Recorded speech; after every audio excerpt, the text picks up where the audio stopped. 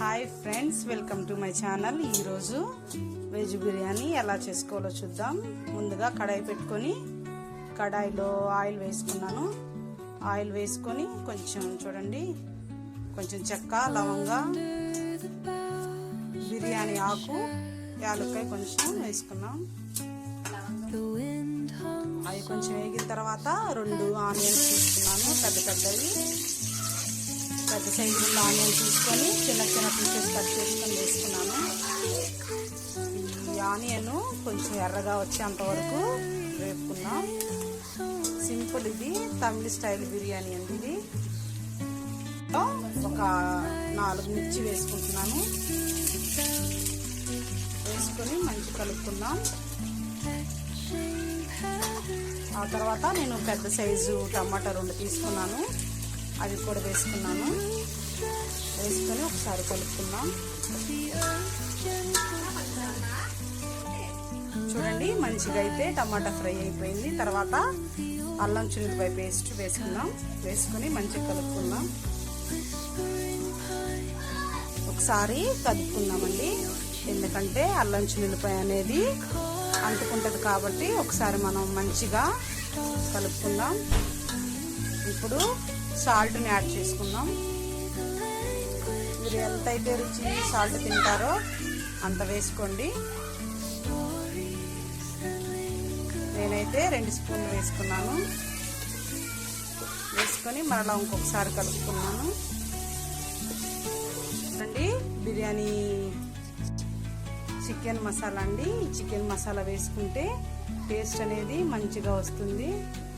కొంచెం అంతా ఒక చెంచా వేసుకుని ఒకసారి కలుపుకుందాం. టేస్ట్ చాలా బాగుంటుందండి. ఒకసారి మీరు కూడా ట్రై చేయండి. చూడండి, ఇప్పుడు అయితే కొంచెం కారం వేసుకుందాం. 2 స్పూన్ల కారం వేసుకుందాం. కారం వేసుకొని మరలా ఇంకొకసారి మంచిగా కలుపుకుందాం. చూడండి, మంచిగా అయితే వేగిపోయింది. కొంచెం మనం ఒక క్యారెట్ తీసుకున్నాం. క్యారెట్ తీసుకొని చిన్న పీసెస్ కట్ చేసుకొని వేసుకొని ఇంకొకసారి కలుపుకుందాం.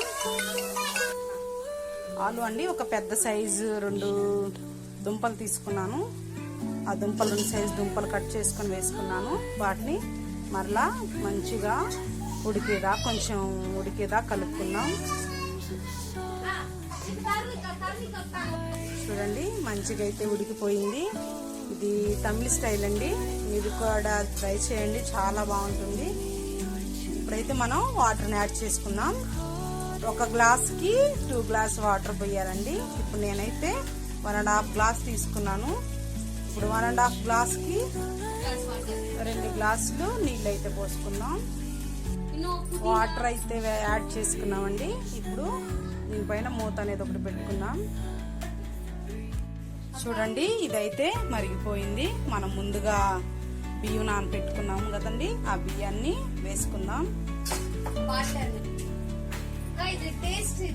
చూడండి, రైస్ అయితే వేసేసానండి. ఇప్పుడు మరలా ఒకసారి మంచి కలుపుకుందాం.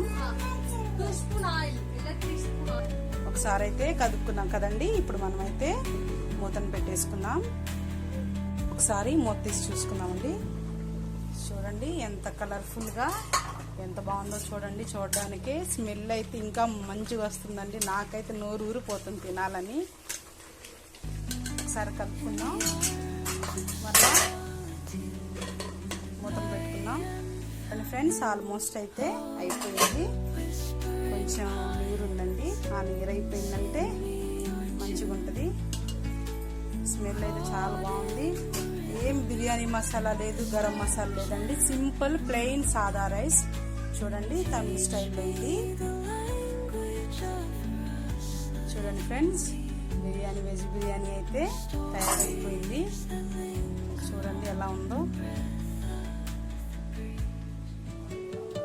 నోరైతే ఊరిపోతుందండి తినడానికి.